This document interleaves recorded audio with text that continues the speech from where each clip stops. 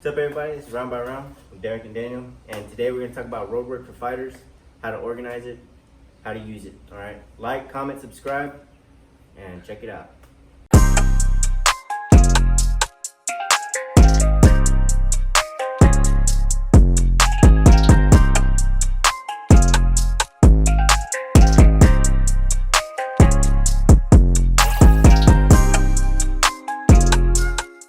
So, road work for fighters, we're going to explain it two different ways. All right, I got my method, what I use. My brother has his own.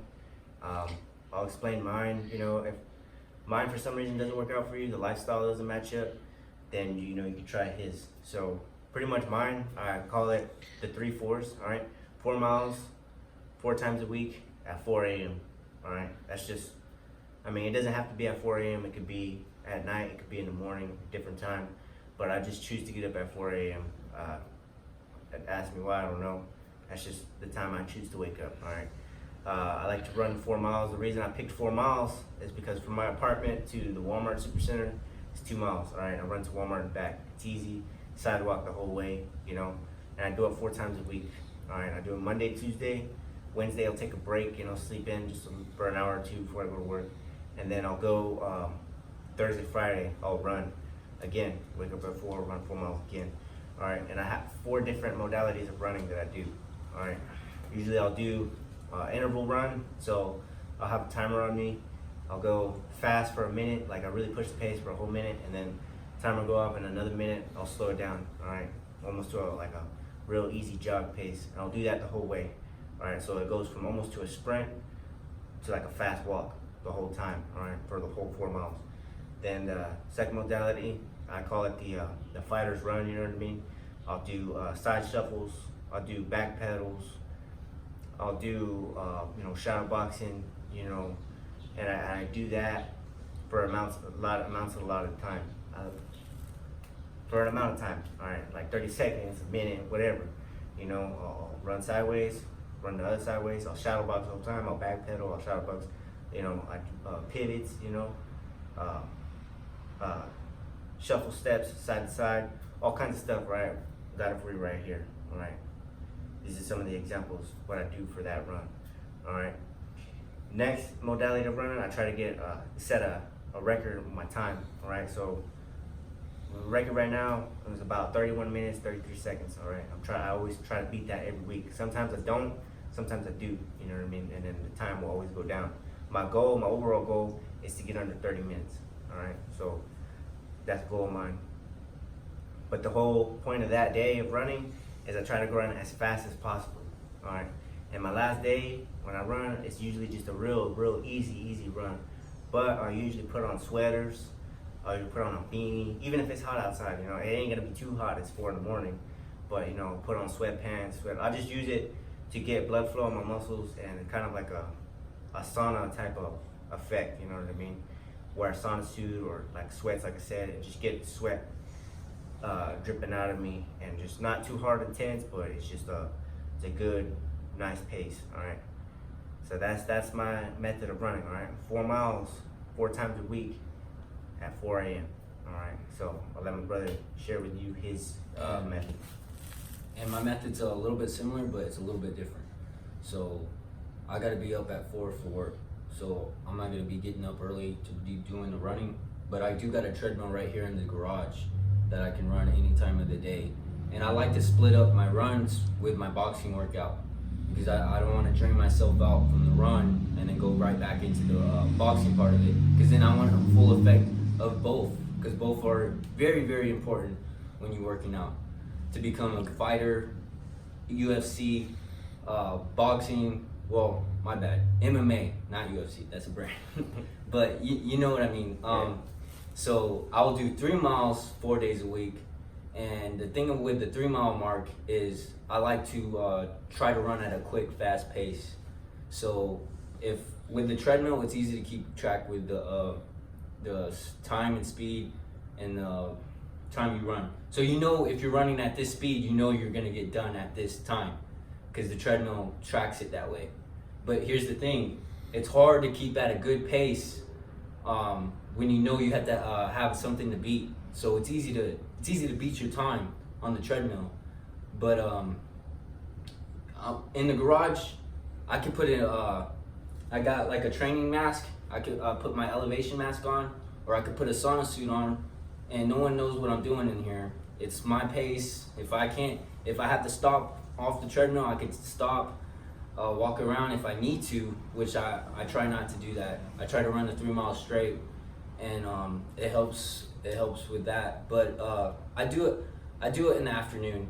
I'll do it right after work or before I head to bed. And either or, depending on when I decide to do boxing, because my training, to be honest with you, it varies. I do train 5 days a week, sometimes 6, but the time of day depends on the time I work out. So if I get off work late, if I get off work at 5:30 or 6:30, I'm gonna probably work out right after dinner, the boxing part of it, and then I'll end it with running or skipping rope. Or if I get off work early, 3:30, then I'll run first, then I'll eat, and then do boxing. I usually do boxing after my meal, because then it doesn't affect my stomach, because I'm using my modality, my training, my skills on the bag or on the workout of boxing. It doesn't affect my stomach. Like, I could work out boxing with a full stomach. Now with running, I like to run with an empty stomach. So that's really why it determines when I would run in the afternoon. So 4 days a week, 3 mile runs, but fast pace. Skipping rope as an alternative for running. So if I'm not running, then I would like to skip rope, and then I can put that together. Like, let's just say I just don't have enough time in the day to do the running and the boxing part of it. I could jump rope as my warm up and get right into boxing. So that's how it works for me. My training varies, and that's a good thing. You never want your training to be identically the same, or you'll plateau. And when you plateau, then you don't see no progress. So you want your training to be a little different, a little varied here and there. My training workout routines, they're up on the wall, volume and intensity. They're never the same, but I have a written down workout, but it's never the same with what I do up on that board.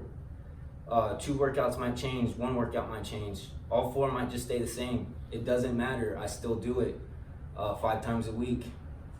Does your training never stay the same, Derek? No, I try to rotate training out every 3 weeks. And it's a fine line between consistency and variety. There's variety and there's consistency. If you get too much variety in, you'll never get your body to adapt to a certain demand. If it's too consistent, your body might just stop adapting altogether, and you go backwards, you get worse. So you got to keep that fine line. So when it comes to running, I like to run a different modality every time I run, so I'm only running that same modality once a week. So it's a little bit different. My brother uses a treadmill, but like he says, sometimes he'll switch it off for speed rope, which is a great idea for the people who don't have a treadmill or you just don't have nowhere to run, period.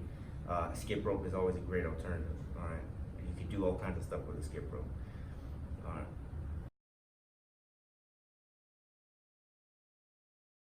Hello everybody, we are going to go over the basics on the heavy bag. Number 1 is position.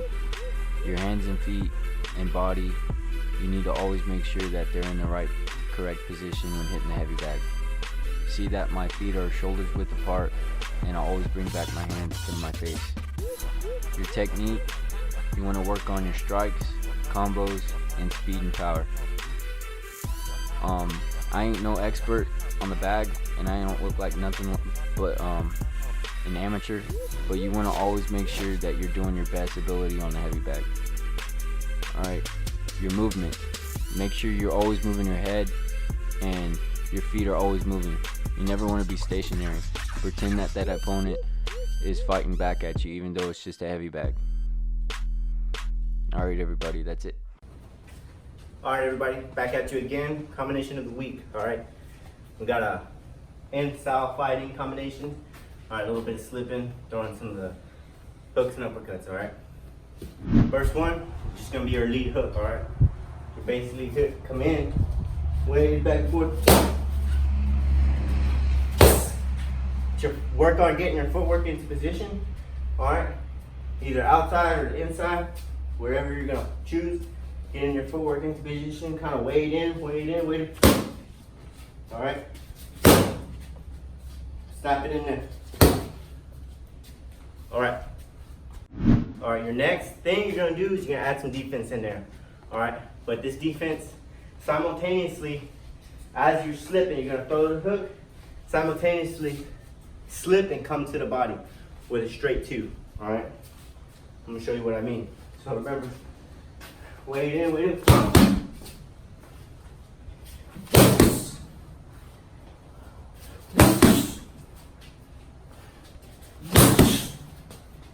All right, that's your second one. All right, third part, we're gonna add the second hook, all right? Second lead hook to it. All right, so watch everything just flow together, okay? And remember, when you work your combinations, you wanna work them for a specific amount of time. I prefer 10 minutes. Work something for a couple of minutes, work that lead hook for a couple minutes, then go to your second movement. Work that slip to the body for a couple minutes, and keep adding as you go, all right? Work up to about 10 minutes. At the end of the 10 minutes, you should be pretty fluent in that combination, all right? Ingraining muscle memory to all the movements, all the punches, all the slips, all the ducks, everything. Foot position, everything, all right? Let's get back to it. All right, third thing, all right?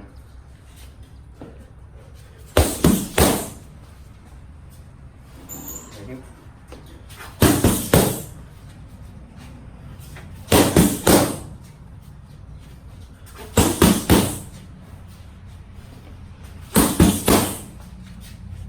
That's your third. All right, last piece to this combination, all right? Once you get these first couple parts down fluent, down packed, add this last punch, all right? And you don't have to end it with here, with us. If you have your own punches you wanna add them, all right? So, and another thing too, drop in the comment section, any combinations, your favorite combinations, any combinations you would like to see us do. You know, challenge us to a big ass, 20 punch combination, you know what I mean? Anything you wanna drop in the comments, drop it, all right? But I'm gonna wrap up this combination right here with a uppercut to the body. All right, so check it out. Full speed right here.